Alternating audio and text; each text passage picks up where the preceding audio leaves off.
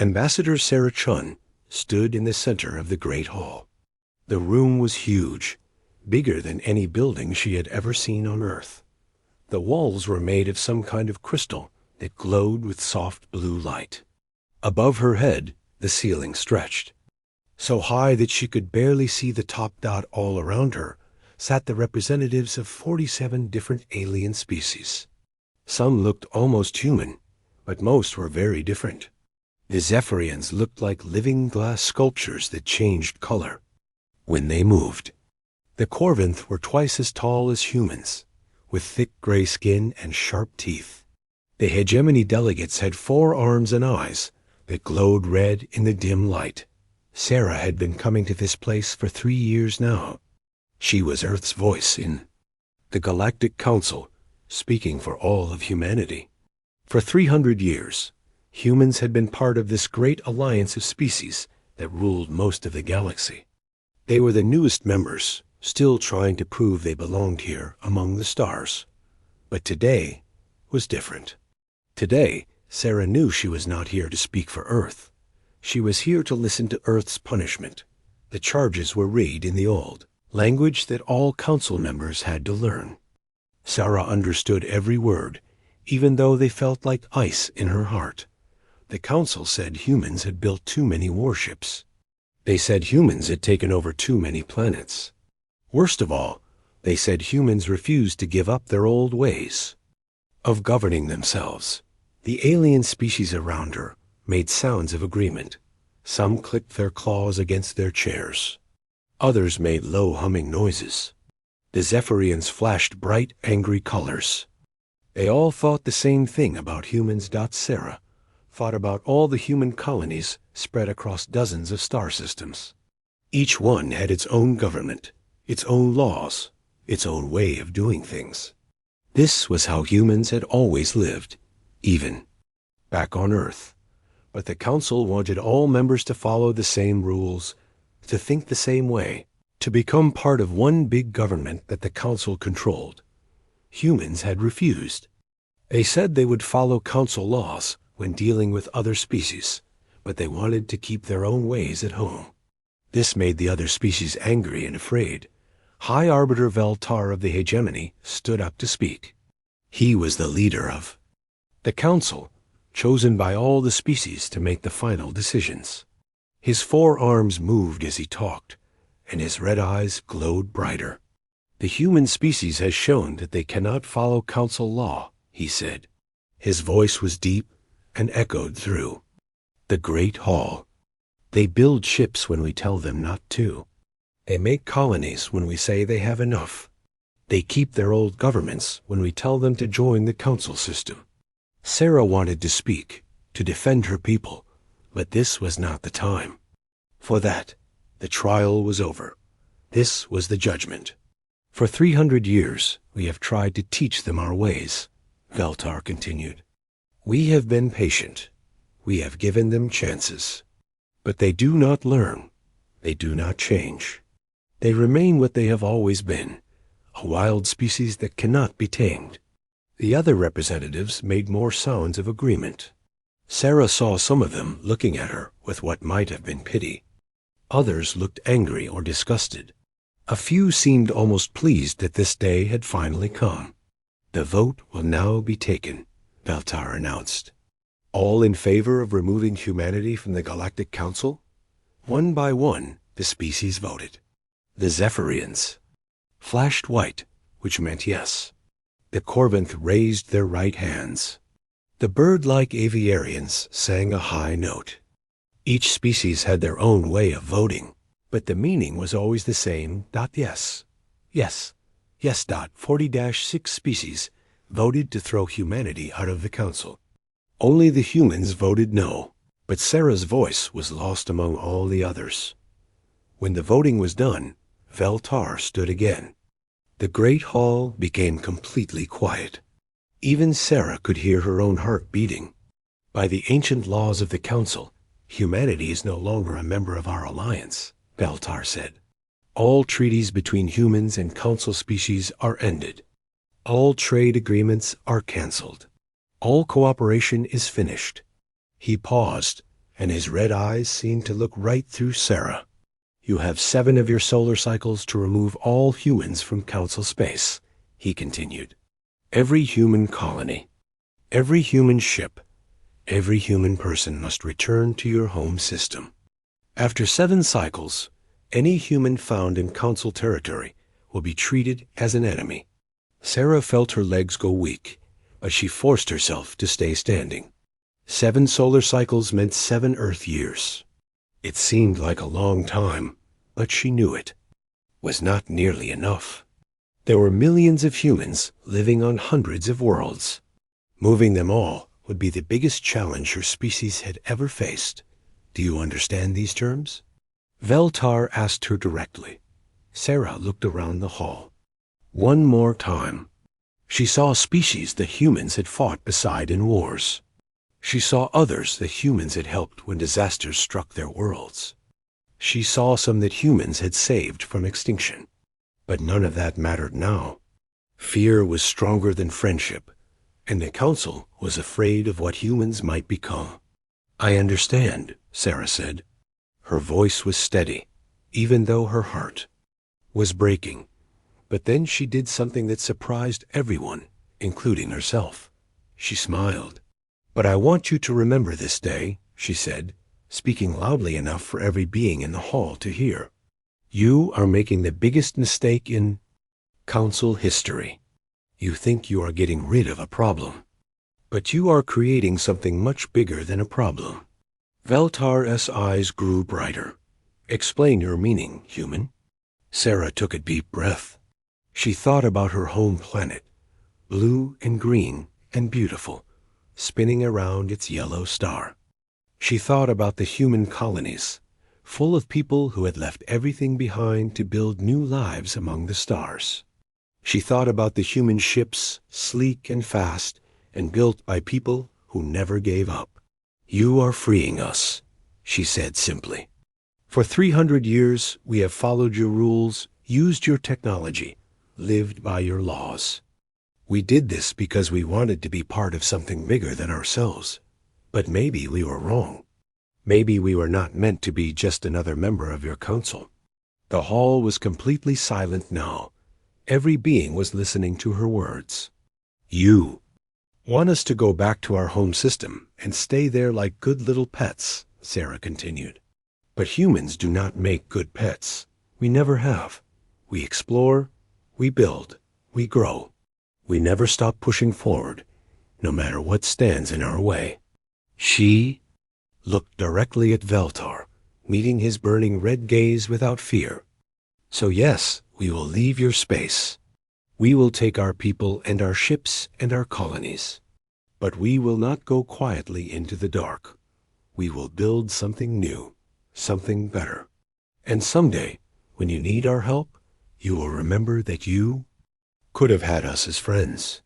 With that, Sarah turned and walked toward the great doors of the hall. Her footsteps echoed in the silence. Behind her, she could hear whispers starting among the representatives. Some sounded worried now. Others sounded angry. But Sarah did not look back. She had delivered humanity's last message to the Galactic Council. Now it was time to go home and prepare for the greatest challenge her species had ever faced. They had 7 years to leave Council space and start over somewhere else. 7 years to prove that humanity did not need the Council to survive among the stars. 7 years to build an empire of their own. The message reached every human colony within 3 days. From the mining stations around Kepler 442 to the farming worlds in the Centauri cluster, the same words appeared on screens and speakers across human space. Admiral Marcus Webb had written it himself, sitting in his office on Luna Command while Earth turned slowly below him. All human citizens living in Council territory must return to Earth system immediately, the message said. We have 7 years to complete evacuation. This is not a request. This is an order for the survival of our species. Webb watched the responses come in from across the galaxy. Some colony governors were angry. Others were scared. A few asked, if this was some kind of joke. But Webb knew it was real. He had been in contact with Ambassador Chun since the moment she left the council chambers. The easy thing would have been to panic. The smart thing might have been to negotiate, to beg the council for more time or better terms. But humans had never been known for doing the easy or smart thing. They were known for doing the impossible. Webb called a meeting of all the colony leaders. Using quantum communication arrays that stretched across dozens of star systems, he brought together the voices of humanity's far-flung empire. Governors, mayors, ship captains, and station commanders all appeared on his screen at once. They want us to come crawling back to Earth with our tails between our legs, Webb told them.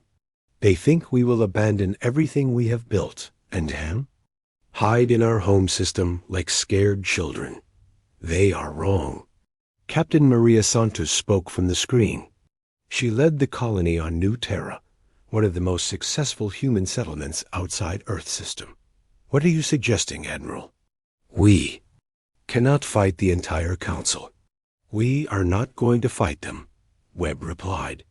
We are going to leave, just like they want. But we are not leaving empty-handed. He activated a star map that showed all of human space. Red dots marked the colonies that were inside council territory. Blue dots showed the independent human settlements that had been built beyond council borders. There were fewer blue dots, but they were spread across a much larger area. We are going to take everything, Webb announced. Every building, every machine, every piece of technology we can move. We strip our colonies down to the bare rock and transfer it all to the independent settlements. By the time we are done, the council will get back empty worlds while we will have built the foundation of something much bigger. The colony leaders stared at him through their screens. Some looked confused. Others looked excited. A few looked like they thought he had lost his mind. Dr. Elena Vasquez was the first to speak. She ran the research station at Alpha Centauri, where human scientists had been working on projects that made the council nervous. Marcus, what you are talking about is the largest moving operation in history. We would have to transport entire cities across hundreds of light years. Yes, Webb said simply. That is exactly what we are going to do. The plan was crazy enough that it might actually work. Every human colony had been built using modular construction. Buildings could be taken apart and put back together somewhere else. Factories were designed to be moved when resources ran out. Even the planetary defense systems could be dismantled and relocated. What made it possible was the one thing the Council had always underestimated about humans: their willingness to sacrifice for each other. When the evacuation order went out, volunteers came forward from every corner of human space. People left comfortable jobs on established worlds to help build new colonies on harsh frontier planets. Families packed up their entire lives and moved to places where the air was still being made breathable and the ground was just being prepared for farming. The Great Consolidation, as historians would later call it, began 6 months after the Council's judgment. The first phase involved moving the smaller outposts and research stations. These were easier to dismantle and transport, and they served as practice for the bigger operations to come. Captain Lisa Park commanded one of the transport fleets. Her ships carried the entire population of Research Station Gamma 7 along with all their equipment and data.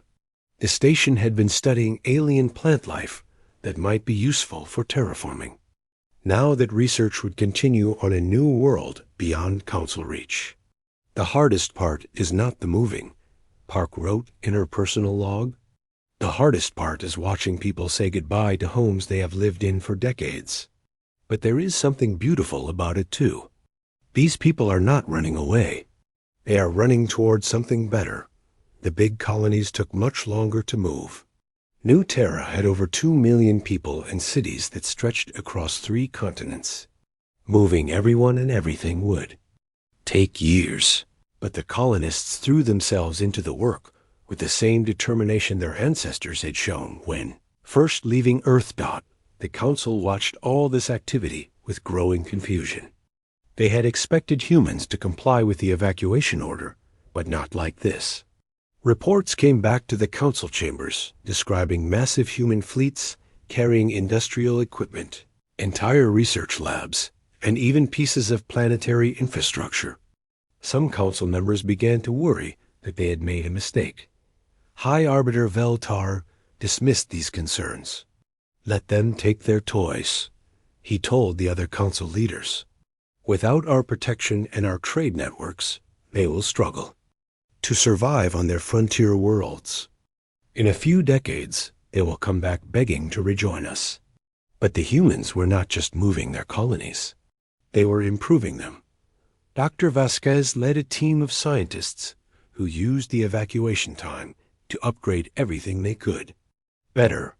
Fusion reactors replaced the old ones. New manufacturing systems that could build almost anything were installed on every world. Advanced life support systems that could turn the most hostile planet into a garden were tested and deployed. "We are not just moving," Dr. Vasquez explained to her research team. "We are evolving. The Council made us follow their rules and use their technology. Now we can build things our way." The improvements were dramatic.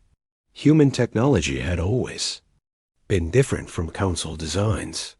Where Council species built things to last forever, humans built things to be changed and improved.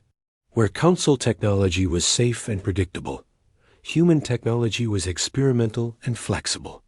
Freed from Council regulations, human engineers could finally push the boundaries of what was possible. The new colonies that rose beyond Council space were unlike anything humans had built before. Cities that could change their layout based on the weather. Factories that could switch from building starships to growing food with just a few hours of reprogramming. Defense systems that learned from each attack and became stronger. But the most important change was not in the technology. It was in the people. As the evacuation continued, humans began to see themselves differently. They were no longer junior, members of someone else's civilization. They were pioneers building something entirely new. Communities that had been separate for generations came together during the move. Scientists worked alongside farmers. Soldiers helped build schools.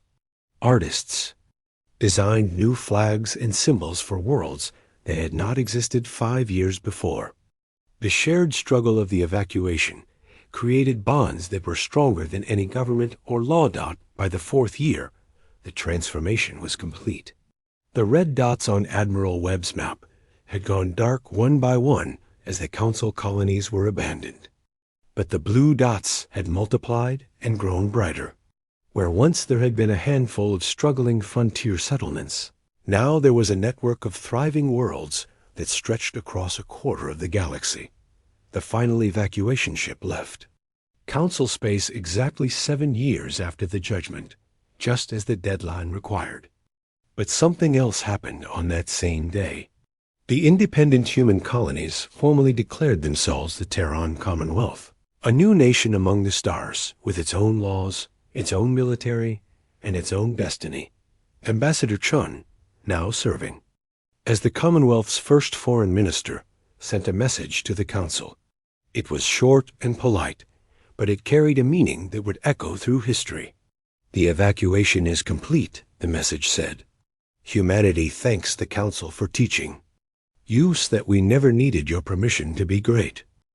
5 years had passed since the last human ship left Council space. In the great shipyards orbiting New Canberra, the sound of construction never stopped.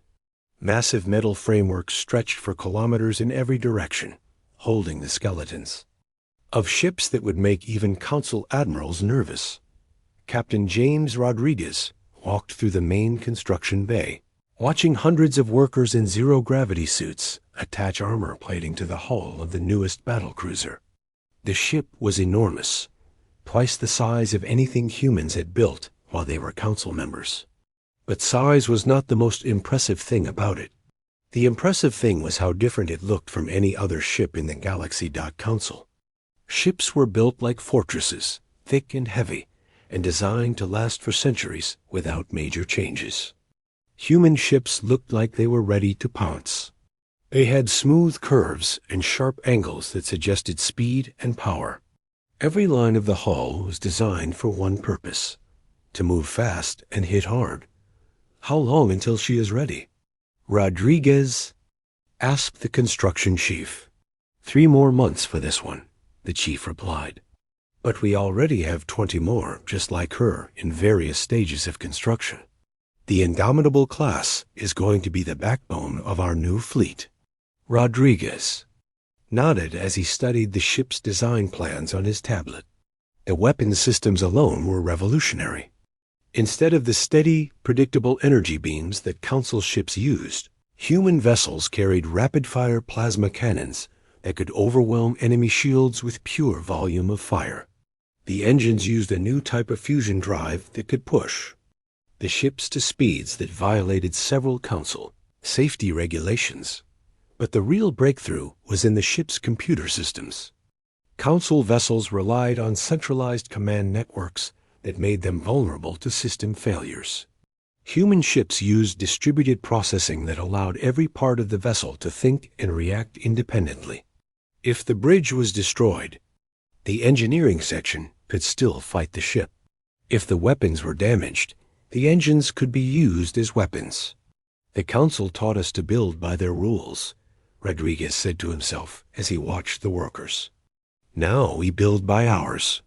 The shipyards were just one part of what was happening across Commonwealth space. On the planet Haven, construction crews were building the new capital city of New Geneva. Unlike the ancient Council capital with its formal chambers and rigid protocols, New Geneva was designed to be flexible and democratic. President Elena Santos stood on the steps of the new Parliament building, looking out at the growing city. She had been elected just 6 months ago in the Commonwealth's first system-wide election. Every human colony had been allowed to vote, from the biggest worlds with millions of people to the smallest research stations with just a few hundred inhabitants. The election itself had been remarkable. Instead of the appointed positions and hereditary titles that dominated Council governance, every leader in the Commonwealth had to earn their position through the support of the people they served. Santos had won not because of her family connections or her species affiliation, but because humans across dozens of worlds believed she could lead them into the future. Citizens of the Commonwealth, Santos said to the cameras that would broadcast her speech across human space, we stand at a moment in history that our ancestors could never have imagined. 5 years ago, we were exiles, cast out by those who feared what we might become. Today, we are the founders of a new kind of civilization. She gestured toward the city growing around them. Construction robots worked alongside human crews to build structures that combined the best of human engineering with technologies learned from their former Council partners. But everything was built the human way, modular, adaptable, ready to be improved as new ideas emerged. We were told that we were too aggressive, too independent, too unwilling to accept the wisdom of our elders, Santos continued. We were told that we would fail without the Council's guidance. They were wrong about the failure, but they were right about one thing. We are different. We do not accept that the way things have always been done is the way they must always be done. The Commonwealth's growth was unprecedented in galactic history. What had started as a handful of frontier colonies had become a network of over 100 worlds in just 5 years. Each new planet that joined brought something valuable: resources, expertise, population, or simply the strategic advantage of another foothold among the stars. But the Commonwealth's real strength was not in its size or its technology. It was in its philosophy. Unlike the Council's rigid caste system where each species had a predetermined role, the Commonwealth operated on pure merit. It did not matter what world you came from or what you looked like. If you had the skills and the dedication, you could rise to any position. This attracted people from across the galaxy. Dr. Yuki Tanaka had been one of the Council's top xenobiologists before she defected to the Commonwealth. The Council's research committees had blocked her work for years, claiming it was too dangerous or too theoretical. In the Commonwealth, she was given unlimited funding and a team of the brightest minds from a dozen different species. The Council talks about diversity, Dr. Tanaka explained to her new research team. They have representatives from dozens of species, and they think that makes them wise. But they all think the same way. They all follow the same rules. They all fear the same changes. True diversity is not about what you look like. It is about how you think. Her team included humans, of course, but also several alien species that had grown tired of Council restrictions. The Kithara were master engineers, whose homeworld had been strict-mined by Council, mandate to provide resources for other species. They brought construction techniques that could build cities in space or underwater with equal ease. The Wanderer fleets had roamed the galaxy for centuries, never settling on any world, but serving as traders and explorers. They found purpose in Commonwealth exploration missions, using their knowledge of hidden jump routes and uncharted systems to help the growing nation expand safely. Even some species that were still officially Council members began sending research, exchanges, and cultural missions to Commonwealth space. These diplomatic missions often included their best scientists and engineers, who coincidentally discovered that their research was much more productive in Commonwealth laboratories. Council watched all of this with growing alarm. Reports flowed into the chambers on Nexus Prime, describing human fleets that seemed to appear and disappear at will, colonies that sprang up overnight on worlds that should have been uninhabitable, and technologies that violated everything the Council thought they knew about. Physics.High Arbiter Veltar called emergency sessions to discuss the human problem. Some Council members suggested military action to stop Commonwealth expansion before it became unstoppable. Others argued for diplomatic contact to establish boundaries and prevent conflicts. They are like a cancer, declared Representative Kraz of the hegemony. Every year they grow larger and stronger. Every year more species are tempted to join them or copy their methods. If we do not act soon, they will become too powerful to control. But other voices in the Council urged caution. The Zephyrians, who had always been among the most cautious species, pointed out that the Commonwealth had not attacked any Council worlds or threatened any Council citizens. Their expansion was happening in unclaimed space or on worlds that freely chose to join them. Perhaps, suggested Elder Zara of the Crystalline Collective, we should ask ourselves why so many choose to leave our protection for theirs. What are they offering that we are not?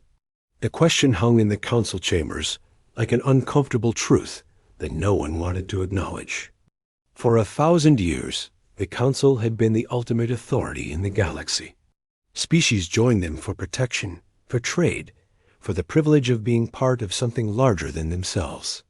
The idea that someone might build something better was almost impossible to accept, but the evidence was mounting.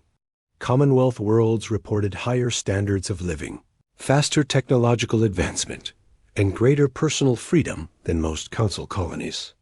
Their military, though smaller than the Council's combined forces, was clearly more advanced and more flexible. Most disturbing of all, they seemed genuinely happy. President Santos ended her speech with words that would be remembered long after the buildings around her had crumbled to dust. "We did not choose exile," she said, "but we embrace the freedom it has given us. We will continue to grow, to explore, to build something worthy of the best that thinking beings can achieve. Not through fear or force, but through the simple belief that every individual has the right to reach for the stars." As her words spread across Commonwealth space and beyond, a new chapter in galactic history was being written. The exiles had become empire builders, and the galaxy would never be the same. The first sign that something had changed came through the Council's intelligence networks.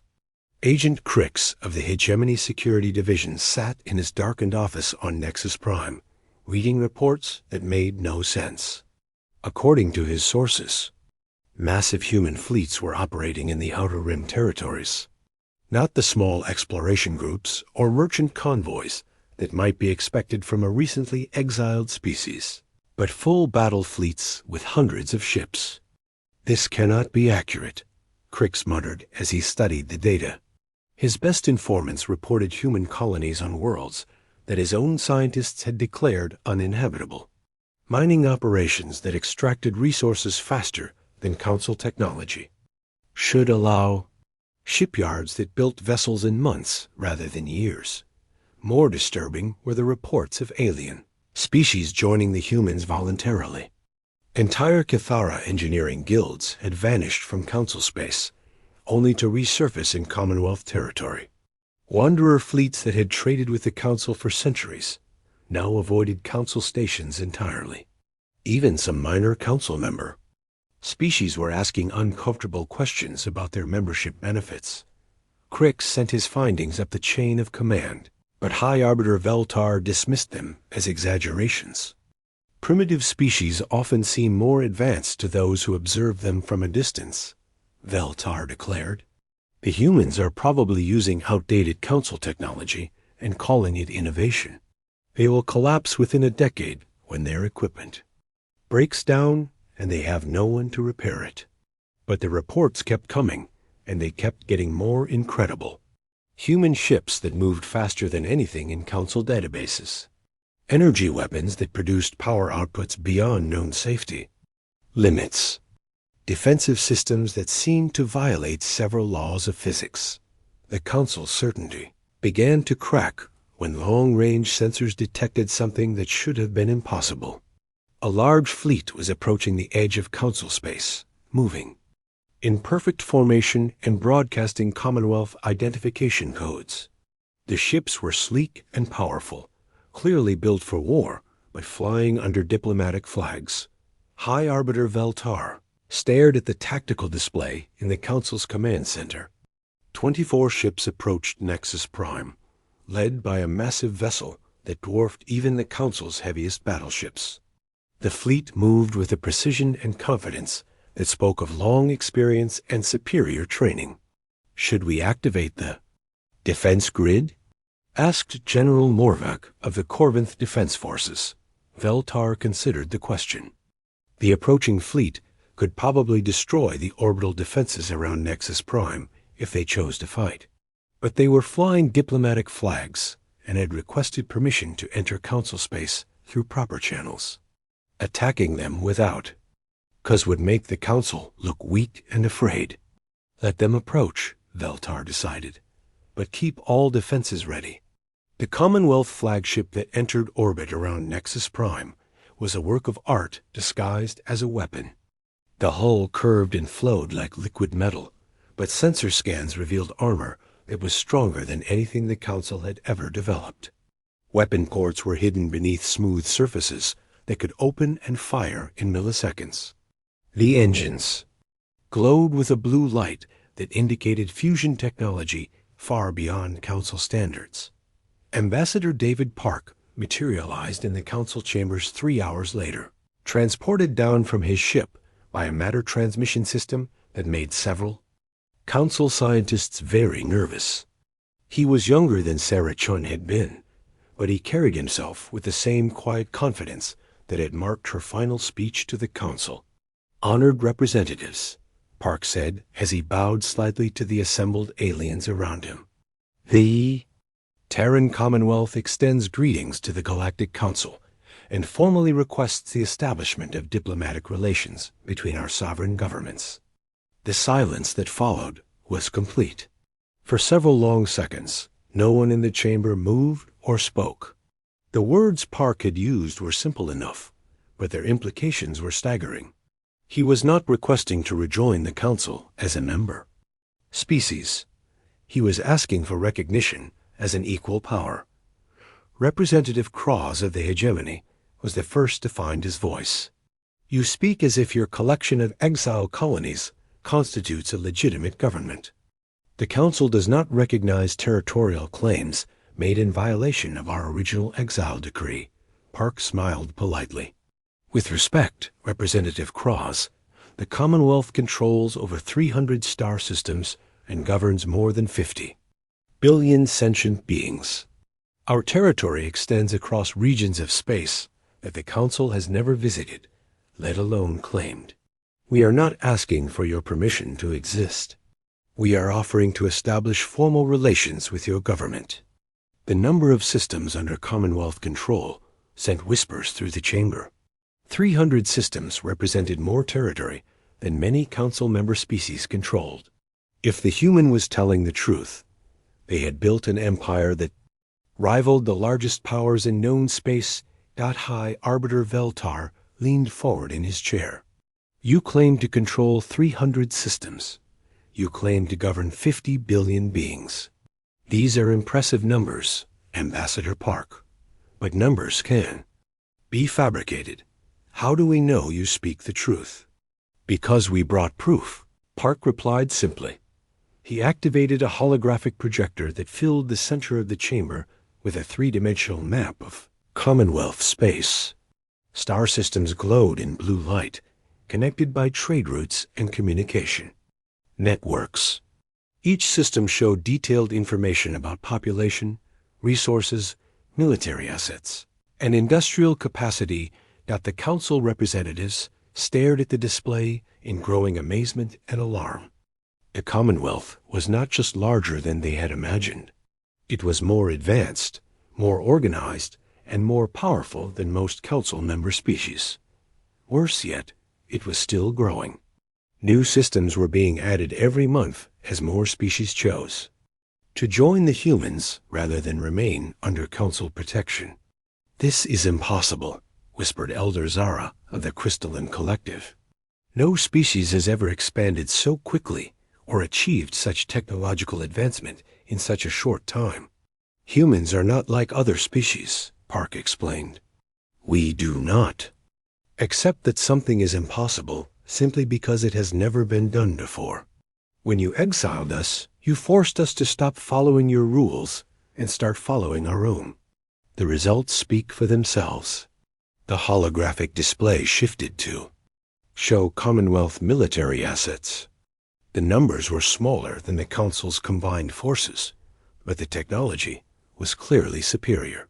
Commonwealth ships moved faster, hit harder, and defended better than anything in Council fleets. More importantly, they were organized under a unified command structure that could respond to threats in days rather than months. Representative Cross stood up angrily. This display proves nothing except that humans remain as arrogant and aggressive as ever. You flaunt your military power and demand recognition as our equals. This is exactly why the Council expelled you in the first place. With respect, Park replied calmly, we are not demanding anything. We are offering something. The Commonwealth wishes to establish trade relations, cultural exchanges, and mutual defense agreements with the Council. We believe both our civilizations would benefit from cooperation rather than isolation. The debate that followed lasted for hours. Traditional hardliners like Cross demanded that the Council reject any recognition of Commonwealth legitimacy. They argued that accepting the humans as equals would encourage other species to rebel against Council authority. If the exiled humans could build a successful civilization, why should anyone remain loyal to the old ways? But other voices urged caution and pragmatism. The Zephyrians pointed out that the Commonwealth had not attacked any Council worlds or threatened any Council citizens. Their expansion was happening in unclaimed space, and their success was achieved through innovation rather than conquest. Some species were even secretly impressed by what the humans had accomplished. Perhaps, suggested Elder Zara during a recess, we should ask ourselves what we can learn from their success rather than how we can destroy it. The decision was taken out of the Council's hands when emergency. Alarms began sounding throughout Nexus Prime. Long-range sensors had detected something approaching from beyond the galactic rim. A massive fleet of unknown origin was moving toward Council space at impossible speeds, leaving destroyed worlds in their wake. The sensor officer's report was transmitted directly to the Council chambers. Unknown fleet composition estimated at over 10,000 vessels. Technology appears to be completely alien. They have destroyed 3 frontier colonies and show no signs of slowing down. Estimated arrival at the outer Council systems in 36 standard days. High Arbiter Veltar stared at the tactical display, showing the approaching threat. The alien fleet was larger than anything the Council had ever faced, and their weapons seemed capable of destroying entire planets. Even more terrifying, they showed no interest in communication or negotiation. They simply appeared, destroyed everything in their path, and moved on. The Devourers, Ambassador Park said quietly, using a name that would stick throughout the coming war. We have been tracking their approach for several months. Our long-range scouts first detected them beyond the Andromeda relay stations. All eyes in the chamber turned to the human ambassador. You knew about this threat? Veltar demanded. The first battle against the Devourers was a disaster. The Council fleet that met them at the Rim Station outpost followed traditional tactics that had worked for 1,000 years. Heavy battleships formed defensive lines, while smaller vessels provided support fire. It was a strategy that had defeated every enemy the Council had ever faced. The Devourers tore through the formation in less than 20 minutes. Admiral Sarah Chan watched the battle recordings from the bridge of her flagship, the CN's Defiance. She had come out of retirement when the war began, called back to service by a Commonwealth that needed her experience. Now she studied the alien tactics with growing concern. They do not fight like any species we have encountered, reported Commander Torres, her tactical officer. No formation flying, no command structure we can identify. Each ship seems to operate independently while somehow coordinating perfectly with the others. Chan nodded as she watched Devourer vessels flow around Council defenses like water around rocks. Their ships were organic-looking things that seemed to grow rather than being built. They moved in ways that violated physics, turning impossibly sharp corners and accelerating beyond what their apparent mass should allow. Intelligence. Estimates? Chan asked. Over 10,000 ships confirmed, but they keep appearing from nowhere, Torres replied. We think they have some kind of dimensional drive that lets them jump directly into combat without using normal hyperspace routes. And Admiral, their weapons ... double quotes. Chan had seen the weapons. Devourer ships fired beams of energy that seemed to unmake matter at the molecular level. Anything they hit simply stopped existing. Council shields, armor, even the empty space around their targets was consumed by the alien weapons. The intercom crackled to life. Admiral Chun to the communications center immediately. Chun found Ambassador Park waiting for her in the ship's main communications room. Behind him on the screen was High Arbiter Veltar, calling from the Council Command Center on Nexus Prime. The alien leader looked older than Chun remembered, his red eyes dim with exhaustion and fear. Admiral Chun, Veltar said without preamble. A council formally requests Commonwealth assistance in coordinating our joint defense efforts. We are prepared to place all Council military forces under your command. The words must have tasted like poison in the Arbiter's mouth. For 1,000 years, the Council had been the supreme military power in the galaxy.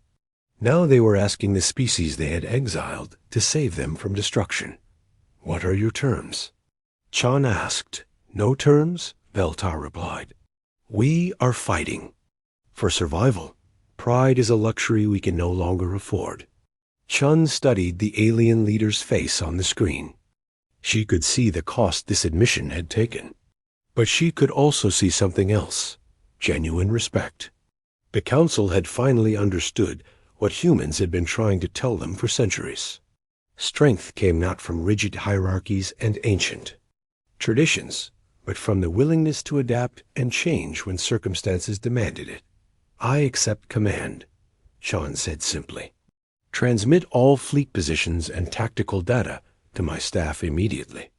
We have 3 days to prepare our defense at Sanctuary." Sanctuary was a fortress world that guarded the approach to the Council's core systems.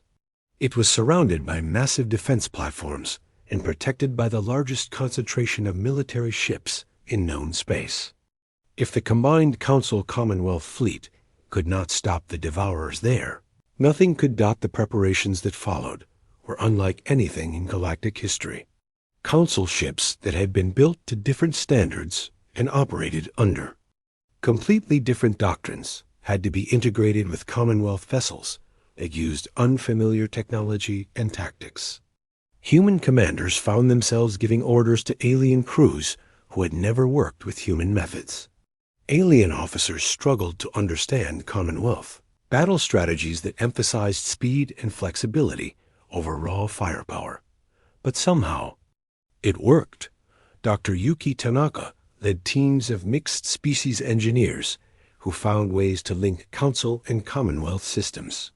Kithara construction experts worked alongside human technicians to upgrade weapons and shields on both types of ships. Wanderer navigators shared their knowledge of hidden jump routes that could be used to outflank the approaching enemy. "What you are seeing," Dr. Tanaka explained to a group of Council scientists, "is the power of true cooperation.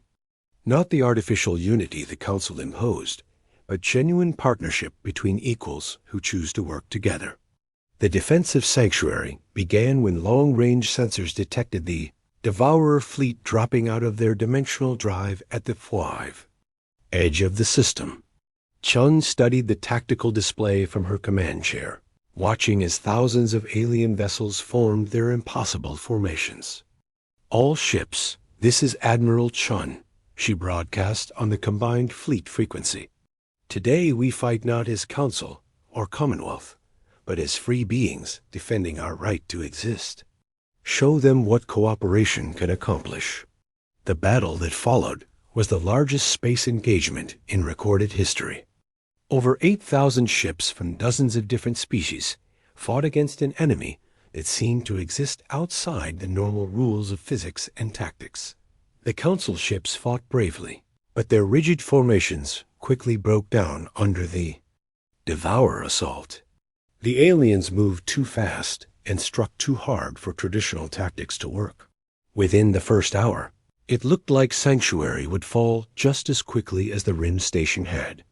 Then the Commonwealth ships showed what they had learned during their years of exile. Human vessels broke from the main formation and began attacking the Devourers using hit-and-run tactics. They would appear from unexpected angles, strike hard, and disappear before the enemy could respond effectively. But more importantly, they began teaching these tactics to their Council allies in real time. Commonwealth ship commanders broadcast their attack patterns and shared their targeting data with nearby Council vessels. Slowly, the rigid Council formations began to evolve into something more flexible and deadly. "Follow the humans," ordered Captain Zeke of the Corvinth Heavy Cruiser Vengeance. "Match their movements and learn their methods." The turning point came when a group of Devourer ships broke through the main defense line and headed straight for Sanctuary's orbital cities. Millions of civilians would die if the aliens reached their targets. The only ship positioned to intercept them was Chun's flagship, the Defiance. Chun looked around her bridge at the mixed crew of humans and aliens who had volunteered to serve under her command. "All hands, prepare for ramming speed. We are going to show these things what happens when they threaten innocent people." The Defiance accelerated toward the lead Devourer ship, its weapons firing continuously. The alien vessel was larger and more heavily armed, but Chun's ship had something the enemy did not expect: the willingness to sacrifice everything for others. At the last moment, Chon activated the ship's self-destruct sequence and rammed the Defiance directly into the Devourers' core. The explosion lit up the entire battlefield and destroyed both vessels instantly. Chun's final transmission echoed across the combined fleet. For Earth, for the Council, for everyone who refuses to kneel to tyrants. The sacrifice rallied both fleets. Human ships pressed their attacks with renewed fury, while Council vessels adopted the aggressive tactics they had learned from their former enemies. Working together, they began to push the Devourers back for the first time since the war began. Battle lasted 18 hours. When it finally ended, the Devourer fleet was in full retreat, leaving behind the wreckage of thousands of their ships.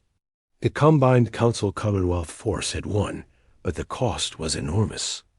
Nearly half their ships were destroyed or damaged beyond repair. In the aftermath, High Arbiter Veltar came aboard the Commonwealth command ship to meet with the surviving fleet commanders. He found Admiral Park, who had taken command after Chun's death, standing in the ship's memorial hall where the names of the fallen were being inscribed on crystalline walls. "I owe you an apology," Veltar said quietly. "The Council was wrong about humanity. We thought your independence was a threat to order and stability. We did not understand that it was your greatest strength." Park looked up from the memorial wall where Sarah Chun's name had just been added. "She told you this would happen, you know. Not the war, but the moment when you would realize that cooperation is stronger than control." Veltar studied the names on the wall. Humans, Kithara, Corvinth, Zephyrians, and dozens of other species who had died fighting side by side. "What happens now?" he asked. "Now we rebuild," Park replied. "The Devourers will return eventually, and when they do, we will be ready.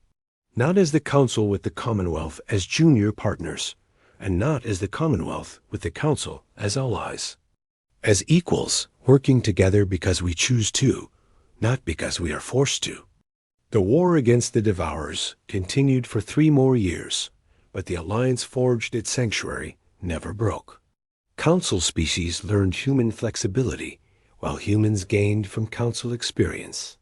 New technologies emerged from the combination of different approaches to the same problems.